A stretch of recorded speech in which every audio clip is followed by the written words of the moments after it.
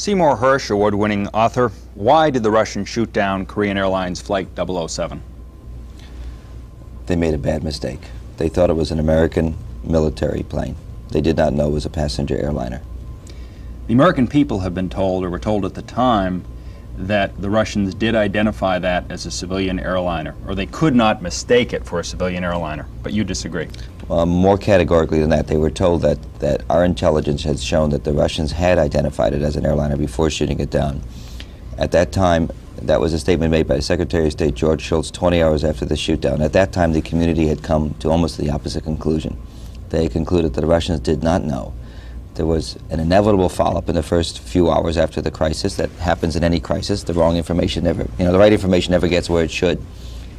But I really think, and a focal point of what I've written about in the book is the fact that beginning with day 2 of the crisis through today, the administration has absolutely closed the books on it and absolutely confirmed every intelligence agency, the NSA, the CIA, the DIA, Defense Intelligence Agency, every American intelligence agency has concluded that the Russians did not identify that plane, and we've never corrected the record.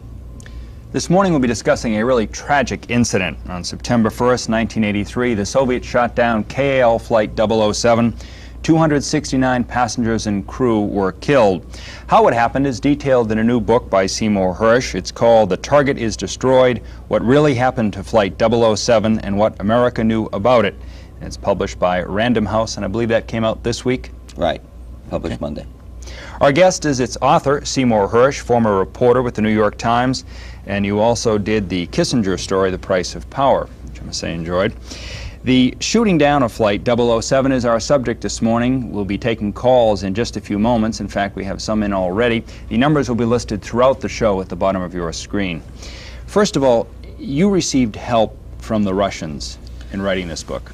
I wouldn't say help. I received permission to go to Russia, which was unusual, and interview some of their top officials early on. This is in 1984 when I first began the book. Before I really knew very much about it, I went to the Soviet embassy and asked for permission to go there and interview, find out for myself, since the Russians were claiming that Ronald Reagan had sent the plane, that it was a spy plane, which I didn't find credible, which everybody in the government had, of course, categorically denied.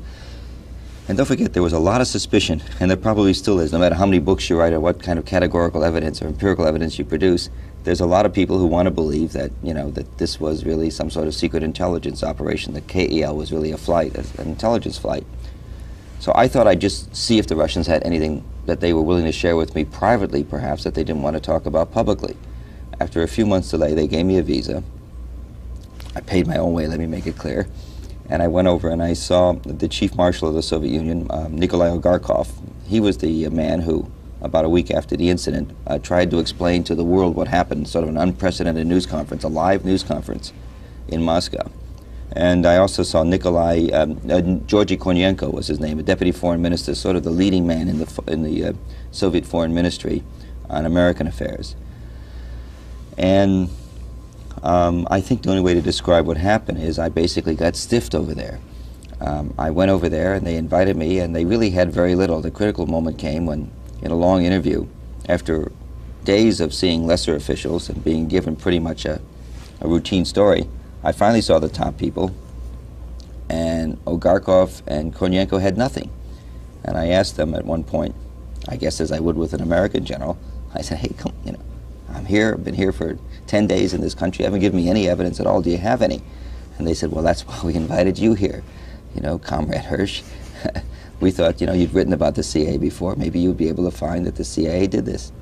And basically, I describe all of this in about a page and a half in the book. That's the extent of it. But it was interesting being there, because I honestly think that at one level, those guys believe, or really want to believe, that Ronald Reagan sent the plane. Our first call is from Delray Beach, Florida. Go ahead. Yes, Mr. Hersh, I'd like to ask you about something that's bothered me greatly, about the crew's use of the airborne radar with its terrain mapping function. I saw you on the Donahue show the other day, and a point came up, and I believe I understood you to say that the crew might have used it, looked at it, and dismissed it. And I just find that hard to believe, based both on personal experience and what I know of other airline crews' habits and these in these matters. For example, that route lends itself beautifully to the at least the intermittent use of the mapping function, and surely they would know when they looked at it that they couldn't dismiss the difference between being over, say, a small island like Bering Island on that route and the Kamchatka Peninsula, for example. And further on in the flight, they have a whole series of island chains, the Kuril Islands and so forth, that show up very distinctively on that type of mapping. And I haven't flown the route. I don't have general experience from that, but I have offshore experience in the similar routes that, believe me, it's frequently, while it's not the part of the operation as such, it's frequently the habit of airline crews to do precisely that, to use the mapping function of the radar. And they would know almost instantly if they were off course. You couldn't be more correct. I mean, it's inconceivable that they did not check. The only thing we can say is this, that they were off course 365 miles. There's absolutely no evidence that they were aware they were off course. Early on in the flight, they had a number. You sound like you're a pilot, obviously. They had a number of chances to verify their flight path. They apparently chose not to. There was some, without getting into the technology, there was some electronic beams, VORs, that they could have independently assessed their position with. Once they got over the ocean, it's to the average pilot, the average American pilot, particularly somebody who flew in the military, it's inconceivable they weren't looking at their ground mapping radar. That's a device in the cockpit that gives you the ability. They use it to fly around bad weather. Basically, if you have a bad storm path coming, you can get around it. How does a guy not look at it? Well, all we're trying to do, and what I'm describing is only we'll never know what happened to the plane, except to say, I can say categorically that there's no evidence in talking to American intelligence officials with whom I had enormous access, and were very straight to me about how disappointed they were with the way the White House manipulated the intelligence. I mean, they took a lot of guts to say this. None of the men I talked to, who were very critical of the way the intelligence was handled, said they had any advance notice of the plane being there, which they would have had to have had if it was a spy plane. No sense sending a spy plane if you're not going to be there to reap the fruits, you know, of activating radar, etc.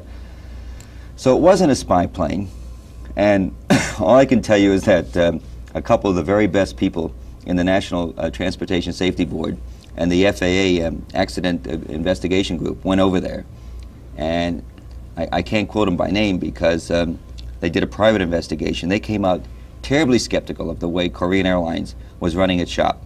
There was a lot of problems there. Those guys were lining up their INSs wrong. They weren't paying any attention to what was going on in the cockpit, in their opinion. And the only way you can, one of the theses is, one of the things you can say is pilots have told me, and I have talked to pilots who admit this, some of the pilots who do a lot of travel back and forth, that often ground mapping radar is not that dependable. It will sometimes go wonk, it'll wonk out on you, and often if it shows something you don't want it to show, you will decide it's not correct. That's all I can say. We don't really know what happened. Your point's well taken. One of the things you bring out in the book is that the cockpit operation is so computerized and can be put on automatic pilot that the crews sometimes, you claim, don't pay that much attention to it. Well, airline trainers, I talked to some of the vice president for training of some of the major American airlines, and they tell me one of the biggest problems they have now is convincing pilots not to fly by rote, not to get in there and do everything automatically. And some of you might remember, some of the people might be old enough to remember when automatic pilots first came on about 25 years ago. Bob Newhart, the comedian, had this wonderful bit where the pilot would got in the cockpit and explained to an automatic pilot and said, nothing can go wrong, nothing can go wrong, nothing can go wrong. This is sort of an advanced leg on that. We've gone way up. Now everything is computerized. The important thing to know about how the system works is this, that because of NASA and the space age, we have developed incredible inertial, it's called the Inertial Navigation System.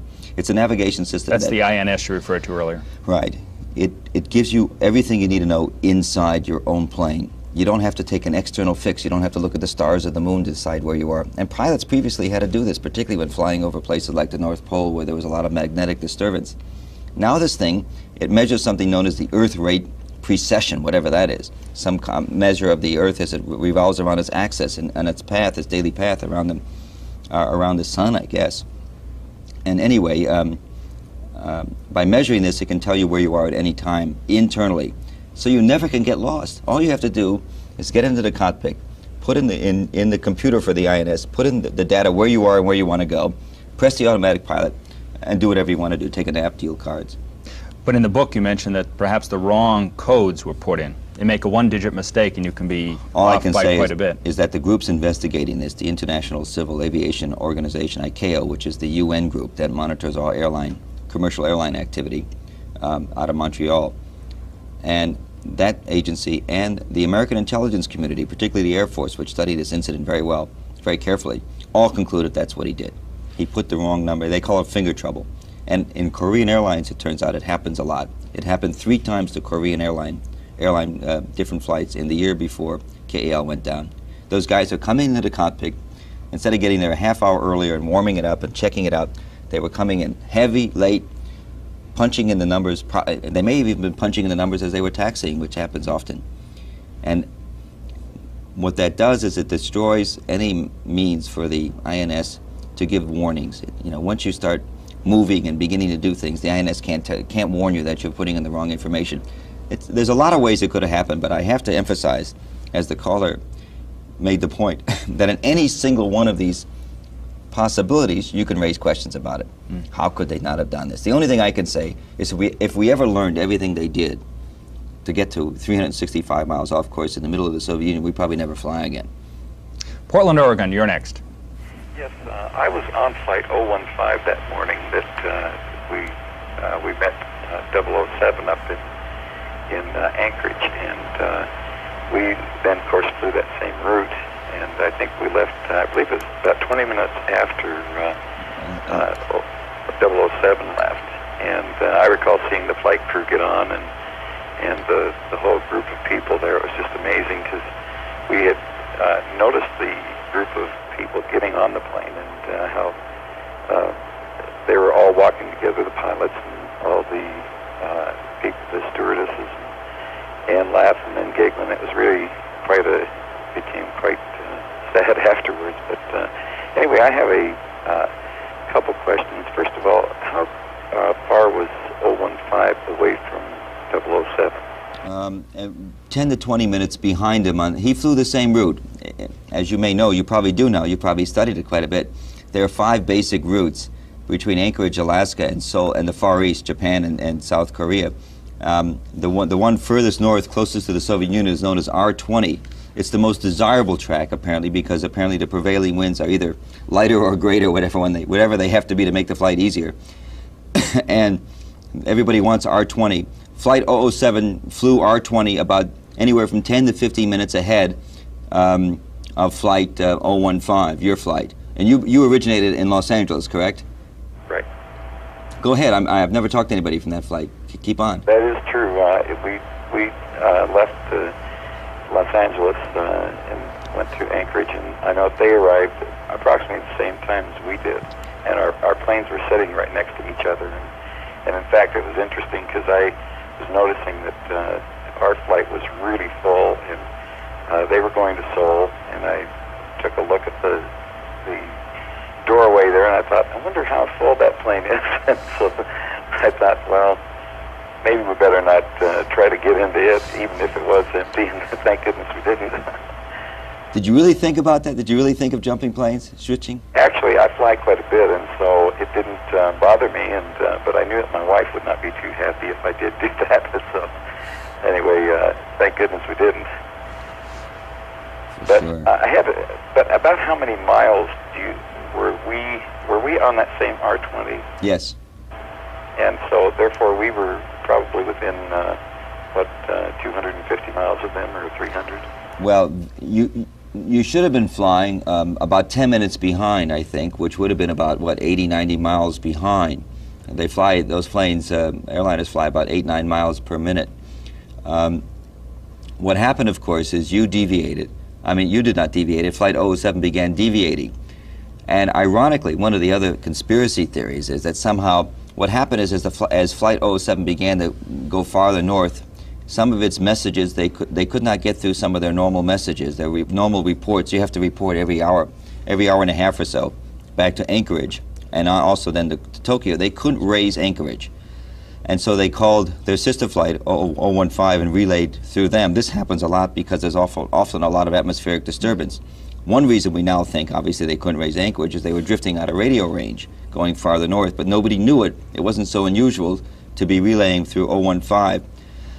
And apparently, and I was surprised to learn this, there isn't that kind of sophisticated radar aboard these airliners that would have enabled 015 to realize that the plane it was talking to, 007, was much farther away than it should have been. They had no way of fixing it on a radar. They just didn't have that. The only radars these commercial airliners have give you 8 to 10 miles around you, except for the ground mapping radar, which looks down and isn't set up to identify other planes.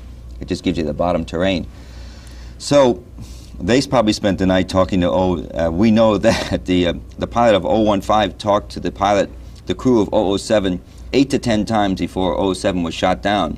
And there's one interesting thing that the officials of the ICAO, the International Civil Aviation Organization, told me, which they did not put in their report, by the way, and that is that the pilot of 015 said the whole time he was talking to 007, he never talked to the captain, which led the ICAO officials to conclude that the captain was out of the cockpit through much of the flight.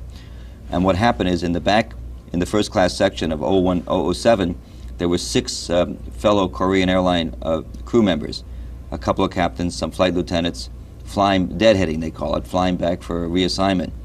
And he probably spent most of the flight chatting with them. And that may have had a great impact on what happened in the cockpit.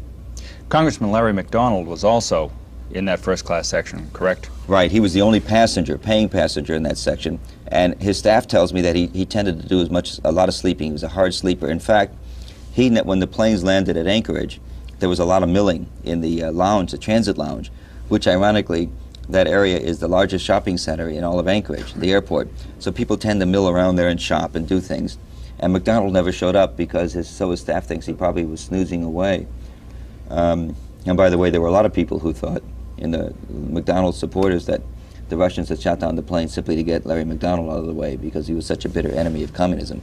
Now, you mentioned in the book that it is not unusual for the captain of a Korean Airlines plane to go back and greet the first-class passengers. I would think that's part of his job at some point. No, not necessarily normal first-class passengers. In this case, there were a group of McDonald and dignitaries. There were a group on the fellow from Portland's flight.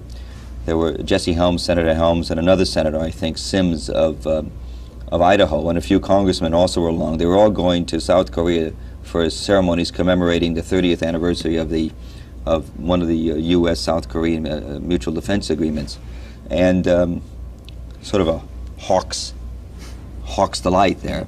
And it would have been natural for him to go back and say hello to McDonald, even wake him up perhaps to say hello. But that was a long time. You're talking about many hours. He wasn't there. The pilot of 015 said he would have chatted. You know, they chatted during the night about whatever pilots, and by the way, there's no recordings of these conversations. These are just plane to plane. They talked about, said 015 pilot, they talked about where they ate in Anchorage and what they're going to do when they get into Seoul and how boring it is. I mean, you know, the one thing that's interesting, sort of funny juxtaposition of words, but it is interesting, sort of fascinating, how boring it is. It turns out flying these airliners with this new equipment, this new stuff takes all of the fun out of it. It's just not much fun anymore. It's a job in which you go and sit down. And he mentioned Donahue. On the Donahue show, one of the call-in people was a stewardess who complained bitterly about all the sleeping that goes on transoceanic flights. So they sleep all the time, and she's reported to the FAA. Nobody cares. I've heard the same thing. Canton, Illinois, you're next. Well, Mr. Hirsch, your reputation preceded you, so I approach this question with the greatest of respect. I haven't had a chance to read your book yet, but I do got you on a major portion, I believe, of the Donahue show the other day, and there was one little thing that seemed to be omitted, at least the portion I heard, that is a bit bothersome. No doubt you went into this in detail in your book or even discussed it on other call-in shows, but you seem to neglect the presence of that routine intelligence flight or semi-routine flight that preceded this 007 incident. I forget the designation, RG something or Cobra Ball. Is that the one you're talking about? I beg pardon? Cobra Ball was the name of the flight. Well, that's the code. Well, there's the plane type, I guess I was thinking of. plane? Yeah, it's called an RC-135, right. The one. Well, if that element of intelligence, U.S. intelligence, was so involved in tracking and so forth in connection with that routine or semi-routine flight, probing flight, I believe on the Donahue show you dismissed the fact that the communications problem that developed following this was a lack of coordination, lack of intelligence on certain lines. Doesn't it seem that certain important elements of U.S. intelligence would be greatly informed on radar coverage of that general area, both during the intelligence flight and following, to see what intercept measures were taken? There seems to be something lacking there, that U.S. radar should have been more cognizant of all this. Why did this communications problem develop? Let me say, first of all, something just generally about radar. Radar only goes as far as the horizon. As far as American radar could see would be 200 miles from wherever the radar facility is, and there was no American radar close enough to actually get a radar picture with blips on it of the American plane, intelligence plane, intersecting with the Korean airliner, which did happen. We do, however, monitor the Soviet radars carefully, and we are able to recreate basically what the Soviet radars showed. We can't recreate their radar, but we can recreate electronically what they should be tracking. And your question is a good one. Here's an American intelligence plane. It's known as Cobra Ball. It's up there, and one of the basic points that has to be made about this incident was the irony. Here's an airline. For 25 years, we've had American intelligence planes operating off the coast of the Soviet Union. RC-135s, they're 707, Boeing 707s, the precursor of the 747, four-engine jets. And there's two different kinds of mission. There's a mission known as Rivet Joint, which flies up the coast about 30 miles off land, in international waters or air, and monitors communications. That's loaded with communication gear, the kind of stuff that would have been able to pick up everything about this. Would have been able to reproduce the Soviet radar, would have had its own radar and all the signals. There's another mission that operates out of Shemy Island in the American-held Aleutians, about 450 miles from Kamchatka. It's the easternmost post of the United States. And this plane is known as Cobra Ball. It goes up, and it's got a capability to loiter in the air off the Soviet Union about as long as 18 hours with refueling. And its mission is to track the Soviet missiles when they are fired in the central plains of the Soviet Union. They are fired up, they go into outer space, and they impact in this portion of the Far East, Kamchatka Peninsula, where the incident took place, where the first meeting took place. Cobra Ball's function is they have special cameras that film the missiles as they enter. One of the things we try and do is watch to see whether a mother missile has as many as 12 or 13 warheads separately targeted, and we monitor that. Their whole system is designed for one thing: photographing and copying missiles. They have absolutely very little other intelligence capability. They do have one man whose job is to try and monitor the comms, they call it, the communication frequencies, to make sure that no Russian plane's coming after them. That's never happened, by the way, in 25 years. The Russians have never attacked one of these planes. We operate imprudently, and they leave us alone. So they didn't have an ability, although a lot of people thought they should have or did. They simply had no ability to have any sort of intelligence collection except for what they were designed for, copying missiles. So they were flying pretty dumb. And what happens is 007, coming into Soviet territory, on a place where no airliner has come in 25 years, hits Soviet radar coverage 200 miles out. Soviets begin tracking it. Just as they began coming into Soviet radar coverage, Cobra Ball, which had been up looking for a test that did not take place, decides to leave. And Cobra Ball pulls out of Soviet radar coverage at that time. So it looks like it's either a replacement plane or it's Cobra Ball coming back. Cobra Ball flies big figure eights in and out of radar coverage. It's a bad coincidence, but the Soviets make it right away for a military, an American military plane. And the Cobra Ball plane has absolutely no idea what's going on. He goes home and he parks. They call him that. I do write about this in the book, obviously. They call him that right away, that as soon as the plane is shot down. And these guys in the plane had no idea anything had taken place. Lake Arrowhead, California. You're next. Good morning. Mr. Hirsch, I was enjoying your conversation there. I just happen to be a student of the conspiracy theory, just as a hobby. So, I kind of follow things like this. You made an interesting point that fits in with the theory of conspiracy, is that you seem to highlight the idea that the plane had the sophisticated equipment to fly on its own. And the one idea is that the pilot bailed out and the plane flew on its own, and the mission of the plane was to stop the propaganda that was being propagated by McDonald that the CIA and the KGB worked together and have been working together for years. And the way they got rid of the man was to set up this 007, and they worked together on it. The pilot knew what was going on. He bailed out. That's just one theory. I don't bailed out over the Pacific Ocean? Pardon? North Pacific? Who rescued him? Oh, it's hard to say. If the plane, the point I was making was that the plane can fly on its own. Is that true? I was wondering whether that was actually true. I'm not a pilot. Yeah. Is it true that the plane... Oh, sure. Oh, categorically. The problem is, though, that you do have to report into aviation, the civil, you have to report into the FAA and to Tokyo air traffic. Of course, that could be get around. All those things can be solved, but flying the plane is the main thing. Yeah, but... Is that possible? Well, you know, look, I mean, please don't think I'm being unduly snotty here, but anything's possible. It's just, what do you have evidence for? Right. And there's absolutely not a... Well, part of the evidence would be if the plane could fly on its own. That's the point I was trying to make. Is that possible? I don't know. Well, let me ask you a question. Do you really think we're here, this country, do you really think we're at this stage... I'm not arguing with let me answer this question. Do you really think we're at this stage where somebody would authorize the deaths of 269 people? Let's take away one for the captain. Well, we fight wars that kill millions of people. Let's face it. You know, the CIA and the KGB both are not the best people in the world. They're cloak and dagger people. Oh, it's hard for me to believe that, sir. Yeah, all right. It's hard for anybody to believe that. That's right. But those things do go on. Let's face it. We live in a very cruel world. But somebody would put 269 people at stake to That's a very cruel thing to do. That's hard to imagine. Cruel. I mean, that's worse than cruel. I mean, you know, that's criminal. Vicious. Yeah, I don't think... I can't even imagine it. I'm just making one little point here, Seth. All right. Theory does exist. Oh, listen, any theory exists. And, you know, I could tell you you're wrong. I can't even tell you you're wrong. We'll never know because nobody was in the cockpit. All we can do is make the best judgment we can make based on the evidence.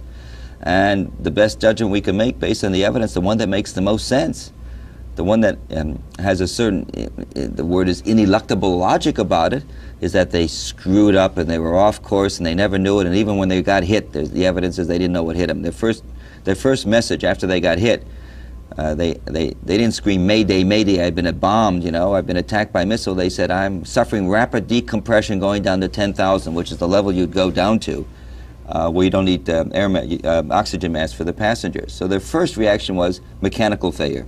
I think, given all we do know, and given all the evidence we have, a theory like yours, which nobody can disprove, you know, it doesn't stand up very much. You know, but, you know, I'm not going to change your mind if, you know, or anybody's mind who wants to believe it, but I don't think the conspiracy theory can hold up here. Is there any way that this could have been on any type of a spy mission? Yeah, sure. I mean... could that had cameras in it? No. No, it didn't have cameras in it. They would have had enormous... cameras or any kind of equipment would have taken up weight. They would have been seen. Nobody in the ground crew... There was no attempt to shield the plane, either in New York or Anchorage, from ground crew inspection. They loaded the luggage ordinarily. To have done something like that would have been a conspiracy of such a magnitude, you know, that you're involving, you know, all the people that handled the ground, all the people that handled the baggage. Anybody else who'd be on the ground level, walking by the plane, could see, you know, special equipment. No, I don't think. Also, would have been enormous weight, additional weight on the plane that didn't show up in any of the manifest or logs. Also, what are you spying for? In the olden days, we used to send aircraft right to the Soviet border to activate radar, so we could find out where the Soviets' radar was. Obviously, this was important to the Strategic Air Command, the American Strategic Air Command in the Cold War in the 50s and early 60s, because we were going to send bombers with nuclear weapons into Soviet Union at any point. We had to know where they were strong and where they were weak. But once you get satellites, Satellites are up there, you know, whizzing around. We have satellites that go, ferret satellites that go around the Soviet Union, that go around the world every 93 or 96 minutes, and constant coverage. Every time a Soviet radar activates, we can copy it. So we know what the capability is. We don't need airplanes to do that anymore. Tenafly, New Jersey, you're next. Yes, sir. A couple of parameters, if I may. Do you have your TV on in the background? We're getting a little feedback here. Yes, the controls are far away. I've got a broken leg, and okay, here we are. We've done it. Okay. The night of the event, I was on the road, and the first broadcast on CBS Network Radio was that a KAL flight who saw him on the way into Anchorage had visual contact, knew the pilot, tried to raise him, couldn't raise him on any of the 3 radio systems he had. Another salient point, is it not so that this guidance system, the INS, has 3 separate keyboards to punch in? You have to do it 3 times. Right. And your advanced theory is that 1 digit was pressed 3 times wrong. That's pretty extraordinary odds. A third point, what altitude does in fact the RC-135 fly at? It is very low, is it not? Okay, good questions. I'm glad you asked all of them. First, as for the first one about some radio report that the pilot was unable to be raised, I've never heard of that report, and I've read everything carefully. I'm not saying you're wrong. I'm just saying that I don't know about it, and it wasn't published, unfortunately. And I've also gotten from the networks, all 3 networks, everything they put out on the incident, and it wasn't carried by either CBS, NBC, or ABC network. It could have been a local report. I just can't comment on it, but there's no such report I know of. Secondly, there certainly are. What there is in a cockpit to prevent the kind of error that we're talking about, in a 747 cockpit, there are 3 INS systems and 3 separate keyboards. One for the captain, which is generally the number 1 system which flies the plane, backups for the co-pilot, and backups for the flight engineer. And the idea is to get redundancy to avoid, the only time this system is vulnerable is in putting in the digits. After that, it's fine. If you put everything in right, it's going to go right. It doesn't malfunction. Occasionally it does, but that's so rare. I think 21 instances in about 10 years of flying. That's so rare you can't worry about it. What happens is, and by the way, all 3 systems under the guidebooks or rule books of KAL and most airlines, all 3 systems are to be loaded by the flight engineer separately. He's to go in at 30 minutes before flight time and load them up separately. What happens all the time is this. The flight engineer comes in, it's 100 digits he has to put in. He has to first put in the position, you know, longitude and latitude, where the plane is. And by the way, if it's at gate K2, it's a different position than gate K3. The machine is that sensitive. And so he has to log them in carefully. And then what he does is when he gets 1 in, he presses a button and remote loads the other 2. That happens all the time, no matter how many times airliners and training crews caution people not to do it. They do it. It's just easier, it's quicker, it saves 20 minutes. And you have to understand something.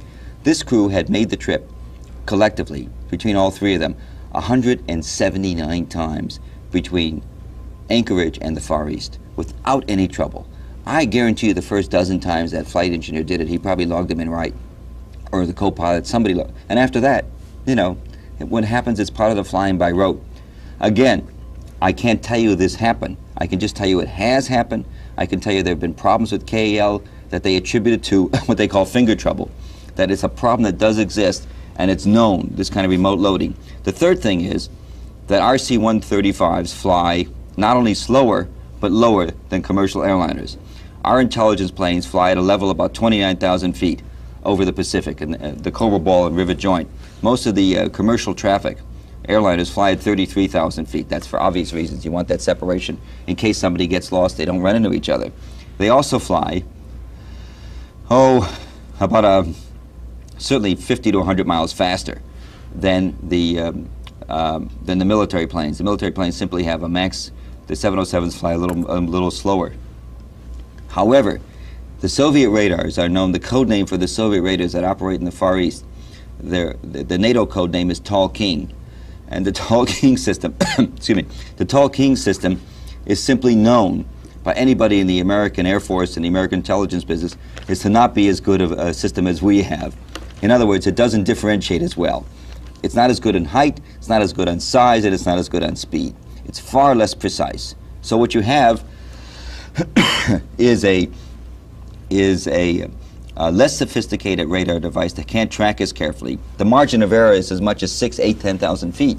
I mean, it's 6 to 8,000 feet, even at 35,000. So you have a big margin of error. You can't be sure where they are. And the other, the other point to be made is, for example, the airliner had lights on. And somebody could call it and say, look, the pilot's chasing it. He knows it has lights on. It looks like it. Why doesn't he do something? Well, the answer is, once he's told it's a military plane, lights on is simply another way the plane is trying to disguise itself. There's an answer to everything. So I think your questions are well taken, but I think also the answers aren't inconsistent with any theory that it was a total accident.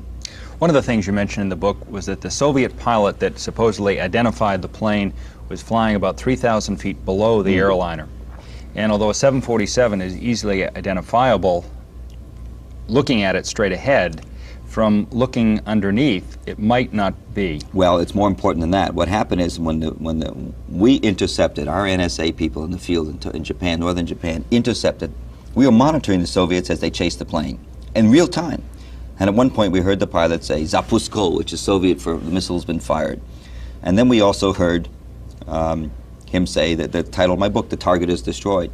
The people there went bananas, obviously. This is not they initially thought they were monitoring an exercise. This clearly isn't an exercise. As luck would have it, the base of which they were monitoring from and overheard it from, the American base, was a very secret base that was disguised not only for general purposes, but also from the Japanese. We didn't want the Japanese to know. This was in northern Japan. In northern Japan. It's known as Project Cleft. It was a little base we hadn't told the Japanese about. Operating undercover with Americans in civilian clothes, blue jeans. So they didn't have a direct line of communication, because if they had some communication line, the Japanese would have seen it or heard it. What they had is a regular series of pickups by aircraft from the next nearest American base, sort of the mother base for the Far Eastern intelligence was at Misawa Air Base, about 300 miles to the south in northern Japan. They called Misawa on a pay telephone, no less, and said, we've got something hot. They weren't, this day and age, you don't get that much hot stuff up there. Things are tense but calm. Misawa had to fly a plane up, pick it up, and fly it back. We weren't reporting what happened until about 4 or 5 hours after the incident. In other words, we collected it in real time, but we didn't know what was going on. When we first began to send excerpts of the intercepts to Washington, one of the first intercepts had the pilot saying, "I am a beam of the plane." And the CIA, Bill Casey, and a lot of people in the Pentagon jumped on that. They thought that was clear evidence that he was right there. Despite the fact they were being warned all night by the NSA to be careful with these translations. One thing you know in the NSA business, whatever you get the first day never holds up. It always changes dramatically. Despite that, they went public. One of my complaints is Washington went public, I think in the beginning innocently, and stupidly but innocently. I think George Shultz really believed what he said. He just was wrong and didn't correct the record, for which I hold him responsible. But he went public and said the pilot saw the plane. It turned out that he was a beam, but 3,000 feet below. And what Air Force intelligence did that night, again, it's an air incident.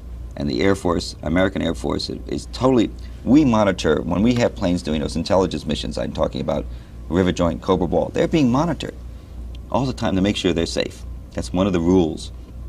And so when a plane gets shot down, the Air Force intelligence apparatus really worked it. They had a brand new general, chief of Air Force intelligence, named General Jim Fouts, a very fine officer.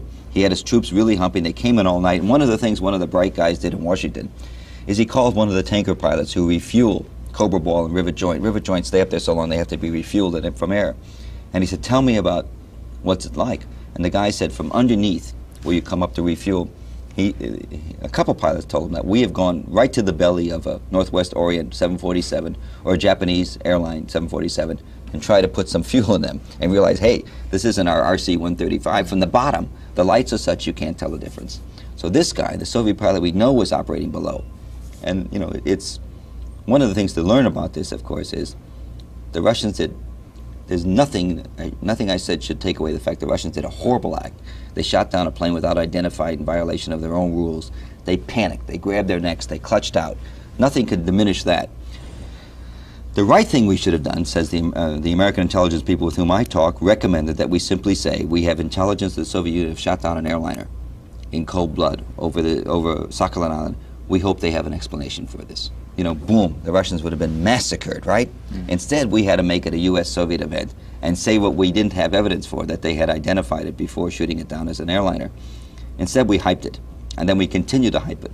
Hey, look, it played well. One of the things you learn about politics is if you got something going, you're beating the Russians up. It was a tense time don't you remember, we wanted to get our Pershing II missiles into Europe. This made us a winner in that whole battle. They were expecting great anti-war dissent, and they didn't get it. Anyway, we'll go back to the phones. Seattle, Washington, you're next. Yes, I had a conversation with a Pan Am pilot, flies the Pacific, and he was saying that the Korean Air pilots were getting bonuses for saving fuel. Is there anything to that, and did you investigate that angle? Sure. One of the things we know about the Korean Air pilots is that Korean Air runs a cut rate airline. I think they probably were getting bonuses for saving fuel, and that's one of the important ingredients in the scenario. That what I've done in the book is describe the intelligence stuff and do my complaining about the way they manipulated the intelligence, and then also at the end I try and describe what could have happened to the plane. I'm not pretending this is what happened. I'm just describing moment by moment what could have happened. There is a way that this plane could have gotten off course in such a way that and the pilot would not have known. There wouldn't have been, the warning signals would not have worked. And it begins with this thesis, that what happens is, some of you pilots in the audience would know what I'm talking about. Once he gets into the air, he's automatically cleared by air traffic control. It's midnight in Anchorage, there's nothing up there. He's given a clearance for 300-400 miles down the road. The first thing he does is he tries to look to see if there's a way to cut a corner. It's not unnatural to do so. What he does is he does change his route slightly. Once he's up there, he looks around, checks the wind conditions, and finds a different point to go to in an attempt to cut a corner, maybe save a couple of minutes and a little bit of fuel. And if he does that, he then changes his course. This is the captain. And once he does that, then it's possible that all sorts of other things could happen, particularly if in going to a new course, he screws it up. He doesn't set it right. It's a scenario, but the guts of the scenario is that the pilot, once up there, would have tried to get a more efficient route that he was initially given. You know, the routes these guys get on these flights are computer printout routes. In fact, American Continental Airlines is responsible for giving Korean Airlines its flight plan. It's all computerized, but in reality, the winds are a little different once you get up there, and the weather conditions are a little different, and you can get up there, and if you're smart, the pilot was a terrific pilot. The chief pilot was one of the better pilots in Korean Airlines, and one of the things he would do, being an aggressive pilot, would be to try a way to cut a corner. He would never try and get himself closer to the Soviet Union to save some fuel.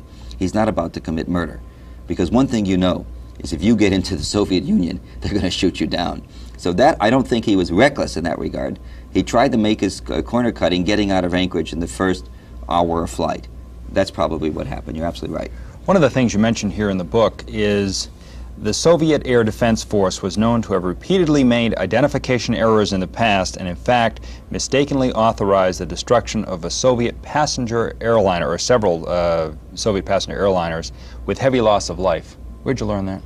Well, you picked a sensitive spot, because one of the things I did in this book was, obviously I worked closely with people in our intelligence community who monitor the Soviet Union, and what I can tell you that's something that I didn't write as much about as I know, on grounds that how we know exactly what happens, the way we collect some of that intelligence probably should not be disseminated. I can just tell you this, that we know that they have shot down their own passenger planes by mistake, not knowing that it was a passenger plane. And now the Soviet Union has put a special kind of gear known as a transponder on all of its military and civilian airliners, commercial planes and military planes, so that the pilots of an interceptor can do what they call an interrogation, interrogate the suspect plane, and if it is a Soviet one, he can activate certain electronic equipment that will give him a response that says positive.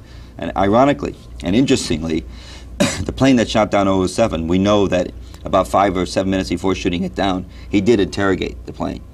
I mean, he obviously may have had some doubt, or maybe that was just procedure. We really, you know, one of the things is we don't know so much. All we have is the pilot's conversation. We don't know what the ground control told them. We were not in a position to intercept it. Next call is from State College, Pennsylvania. You're on. Yes, Mr. Hirsch, I want to certainly thank you for bringing an awful lot of light to this very, very confusing subject.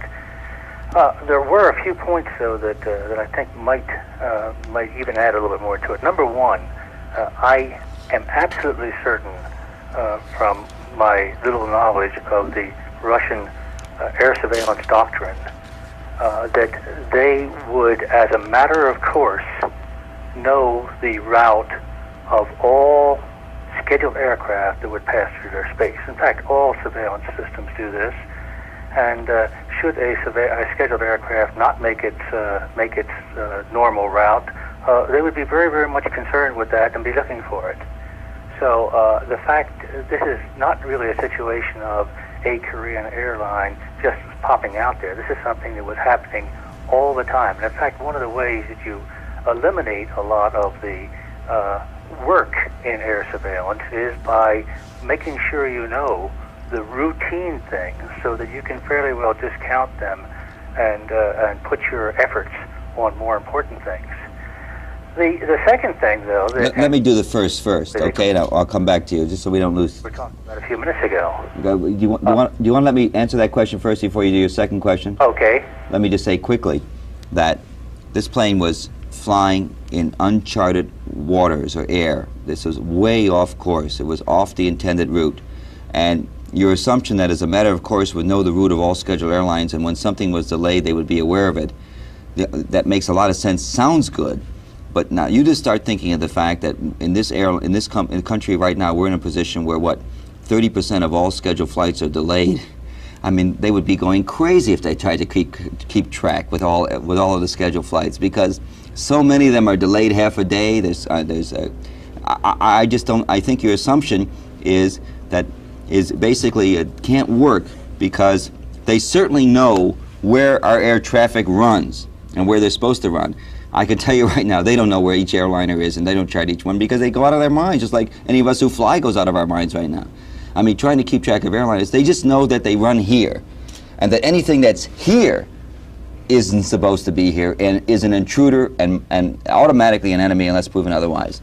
But go ahead, and let me hear your second question. Yes, okay. Well, still with regard to the first question, I've spent some time in air surveillance, and I have to tell you that in actuality you do maintain very, very close track on all scheduled aircraft. Well, we did out of Shemya in the Far East until '75, and we stopped doing it because it became very difficult. We closed down a big station we had there simply because... I'm telling you, when you've got aircraft flying to your space, the Soviet Union does.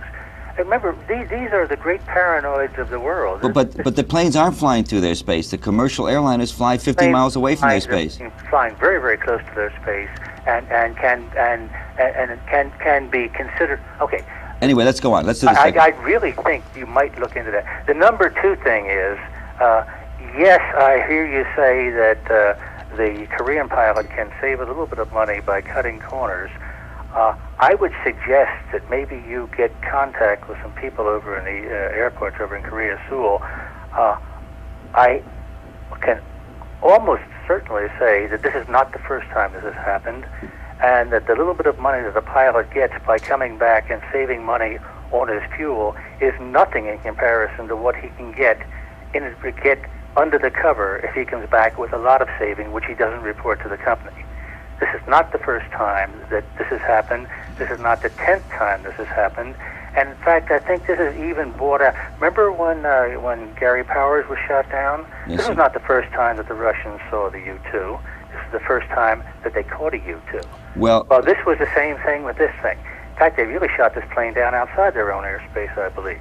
They were so anxious to finally get one of these guys that they... Are you suggesting that the Korean airliners were flying across Soviet territory regularly? Yeah, right, exactly. It's not an uncommon thing out there at all. Well, all I can say to you, sir, is that I've talked to the American intelligence people who work that area, and there's absolutely no basis for that. Let me say something to you. But I tell you what, don't talk to the American intelligence people. Go talk to some of the Koreans operating out of Seoul. That's the important thing. Well, let me say that as far as that, you're probably right about one thing.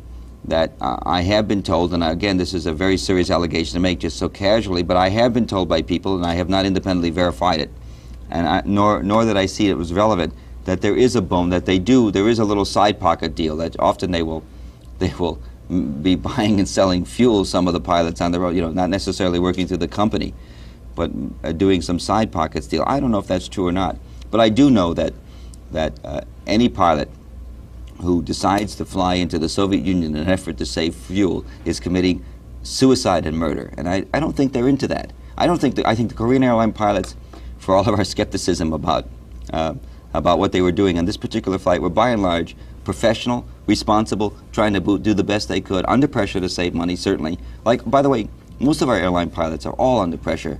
There's a tremendous amount of pressure, particularly when fuel costs went up so high, to maximize efficiency. That's why everybody wanted to fly the same route, R20, the northernmost route, because of the better wind conditions. So there's nothing atypical.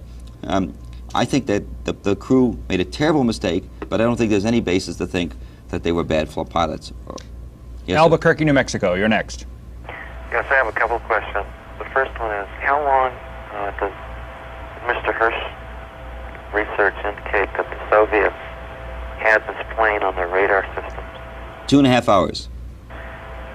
And in the Soviet Union, since they had that period of time, certainly they could have, maybe I'm using the wrong terminology, scrambled their planes and got a number of planes up and forced this plane down. Why didn't they do that? Well, they did twice scrambled. The first time they ran into this plane was off Kamchatka Peninsula, which is in the Far East. Maybe you'll put up a map, Jim, right? Anyway, find it. If we can find it somewhere in the book, there's a map. It's in the here. Let's take a second to do it.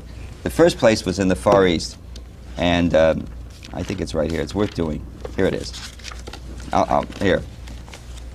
Kamchatka. The plane flies out of Alaska here, goes across the ocean, the North Pacific. This is Kamchatka, where it first penetrates Soviet territory. It overflies, goes back into international water here. This is the Sea of Okhotsk, it's called. And then it flies over Sakhalin, which is right above Japan, where it's shot down. The first time it's scrambled is right. What happens is, the Soviets, I think, as I said earlier, the Americans have routinely operated flights that go 30, 35 miles off the coast of the Soviet Union. The Soviets pick up this plane coming into their territory on their radar 200 miles off the coast. They see this plane that they automatically assume as an American intelligence plane start flying towards the coast. Under normal rules with an intruder, they should have put an alert up and sent planes, but they did not for a simple reason. I'm not telling you anything, that's my speculation. This is what the American intelligence community concluded. They did not because these guys come to 30 miles and then they turn and they go along the coast. That's what they do all the time for 25 years. He hits 30 miles and he keeps on coming. Panic in the regional coastal area of the Soviet Union. 4 airplanes are scrambled to intercept it, shoot it down, I don't know what. NSA knows that they were given the wrong coordinates by what radar facility. They were sent to the wrong spot in the sky. By the time they finally untracked themselves, I mean, we're talking about Katzenjammer kid stuff. By the time they finally get untracked, this plane is over the land and going into international water. They get on his tail, but they chase him out. He's into international water. They let him go. There's no evidence that the Soviet officials at Kamchatka, told anybody anything about this. They had blown it. They were in big trouble. And they just hoped he would hit international water, whoever he was, and bail out. There was a way to get out without going back over Soviet territory. I think they just took a dive. He keeps on going. He gets the Sakhalin. Another scrambler goes up, and they shoot him down. That's what happened. We have just a couple minutes left. We have one more call. Greenbelt, Maryland, if you can make it quick. Okay, I have 2 quick questions.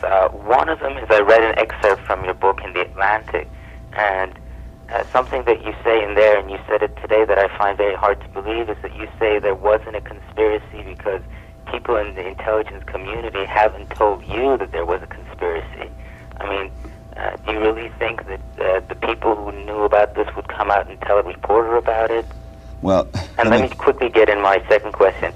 The second question is, the kind of conspiracy theory that I believe in is not that this was on some kind of a spy mission, but just the tremendous propaganda advantage of this. I mean, you have to understand the mentality of these people. I mean, now you hear that the atomic bomb was dropped on Hiroshima not to end the war, but to, give a signal to the Russians as the first act in the Cold War. I mean, these are people who play with millions of lives. So you can't say, do you really think that they're going to kill 270 people? Look at the propaganda advantages for this in all of Southeast Asia. Is any Korean ever going to say, let's have an unbiased look at both the United States and the Soviet Union? I mean, this was a tremendous thing for the Americans. Let me say this about part 2.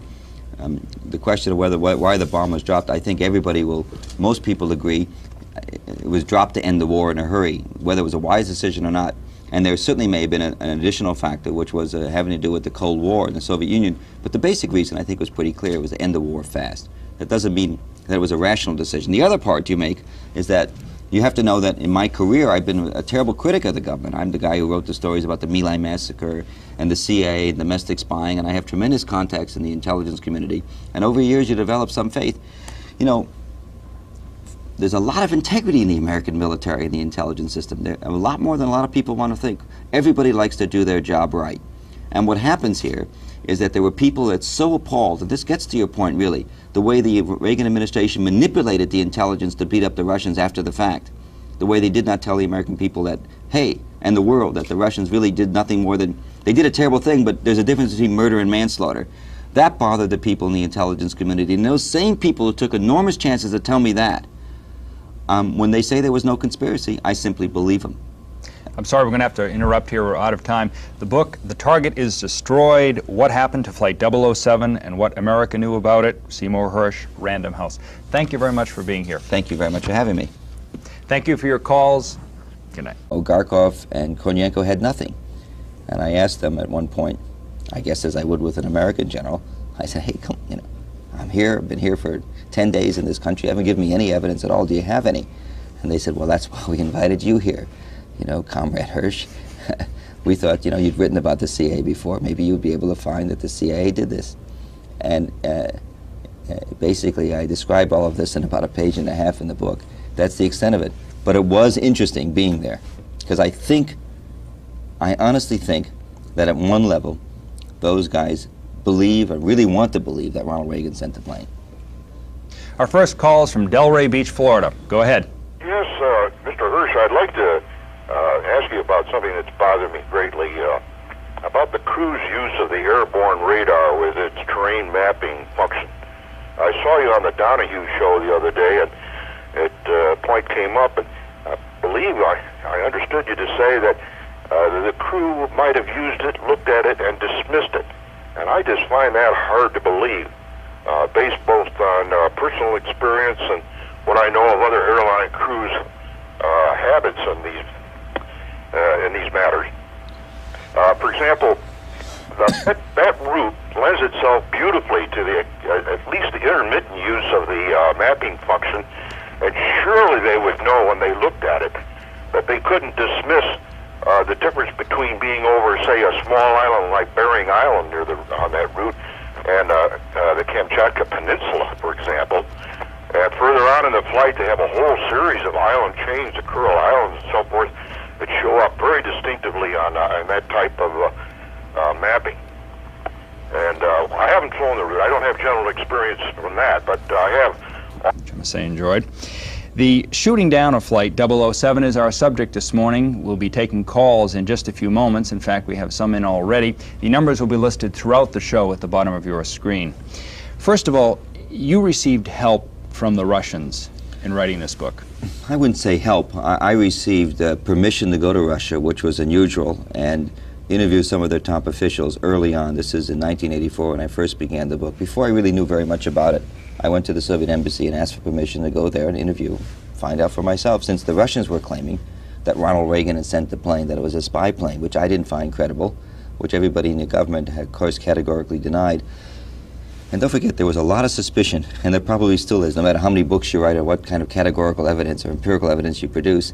There's a lot of people who want to believe that, you know, that this was really some sort of secret intelligence operation, that KEL was really a flight, an intelligence flight. So I thought I'd just see if the Russians had anything that they were willing to share with me privately, perhaps, that they didn't want to talk about publicly. After a few months' delay, they gave me a visa. I paid my own way, let me make it clear. And I went over and I saw the Chief Marshal of the Soviet Union, Nikolai Ogarkov. He was the man who, about a week after the incident, tried to explain to the world what happened, sort of an unprecedented news conference, a live news conference in Moscow. And I also saw Nikolai, Georgy Kornienko was his name, a deputy foreign minister, sort of the leading man in the Soviet foreign ministry on American affairs. And I think the only way to describe what happened is I basically got stiffed over there. I went over there and they invited me, and they really had very little. The critical moment came when, in a long interview, after days of seeing lesser officials and being given pretty much a a routine story. I finally saw the top people, and of activating radar, etc. So it wasn't a spy plane, and all I can tell you is that a couple of the very best people in the National Transportation Safety Board and the FAA Accident Investigation Group went over there, and I can't quote them by name because they did a private investigation. They came out terribly skeptical of the way Korean Airlines was running its shop. There was a lot of problems there. Those guys were lining up their INSs wrong. They weren't paying any attention to what was going on in the cockpit, in their opinion. And the only way you can, one of the theses is, one of the things you can say is pilots have told me, and I have talked to pilots who admit this, some of the pilots who do a lot of travel back and forth, that often ground mapping radar is not that dependable. It will sometimes go wonk, it'll wonk out on you, and often if it shows something you don't want it to show, you will decide it's not correct. That's all I can say. We don't really know what happened. Your point's well taken. One of the things you bring out in the book is that the cockpit operation is so computerized and can be put on automatic pilot that the crews sometimes, you claim, don't pay that much attention to it. Well, airline trainers, I talked to some of the vice president for training of some of the major American airlines, and they tell me one of the biggest problems they have now is convincing pilots not to fly by rote, not to get in there and do everything automatically. And some of you might remember, some of the people might be old enough to remember when automatic pilots first came on about 25 years ago. Bob Newhart, the comedian, had this wonderful bit where the pilot would got in the cockpit and explained to an automatic pilot and said, nothing can go wrong, nothing can go wrong, nothing can go wrong. This is sort of an advanced leg on that. We've gone way up. Now everything is computerized. The important thing to know about how the system works is this, that because of NASA, offshore experience and the similar routes, that, believe me, it's frequently, while it's not the part of the operation as such, it's frequently the habit of airline crews to do precisely that, to use the mapping function of the radar, and they would know almost instantly if they were off course. You couldn't be more correct. I mean, it's inconceivable that they did not check. The only thing we can say is this, that they were off course 365 miles. There's absolutely no evidence that they were aware they were off course. Early on in the flight, they had a number. You sound like you're a pilot, obviously. They had a number of chances to verify their flight path. They apparently chose not to. There was some, without getting into the technology, there was some electronic beams, VORs, that they could have independently assessed their position with. Once they got over the ocean, it's to the average pilot, the average American pilot, particularly somebody who flew in the military, it's inconceivable they weren't looking at their ground mapping radar. That's a device in the cockpit that gives you the ability. They use it to fly around bad weather. Basically, if you have a bad storm path coming, you can get around it. How does a guy not look at it? Well, all we're trying to do, and what I'm describing is only what we'll never know what happened to the plane, except to say I can say categorically that there's no evidence in talking to American intelligence officials with whom I had enormous access, and were very straight to me about how disappointed they were with the way the White House manipulated the intelligence. I mean, they took a lot of guts to say this. None of the men I talked to, who were very critical of the way the intelligence was handled, said they had any advance notice of the plane being there, which they would have had to have had if it was a spy plane. No sense sending a spy plane if you're not going to be there to reap the fruits.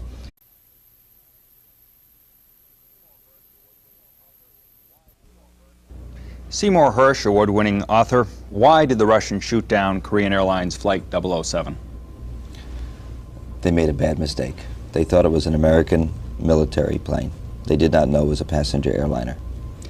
The American people have been told, or were told at the time, that the Russians did identify that as a civilian airliner, or they could not mistake it for a civilian airliner, but you disagree.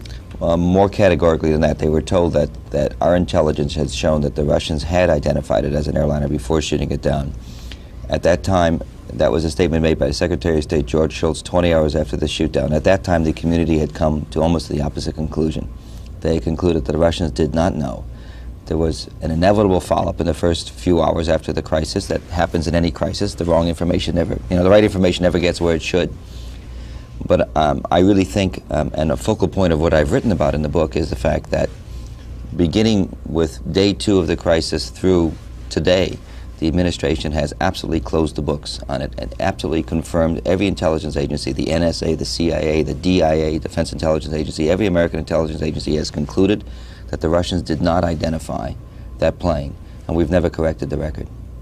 This morning we'll be discussing a really tragic incident. On September 1st, 1983, the Soviets shot down KAL Flight 007. 269 passengers and crew were killed. How it happened is detailed in a new book by Seymour Hersh. It's called The Target is Destroyed: What Really Happened to Flight 007 and What America Knew About It. And it's published by Random House, and I believe that came out this week? Right. Published Monday. Our guest is its author, Seymour Hersh, former reporter with the New York Times, and you also did the Kissinger story, The Price of Power.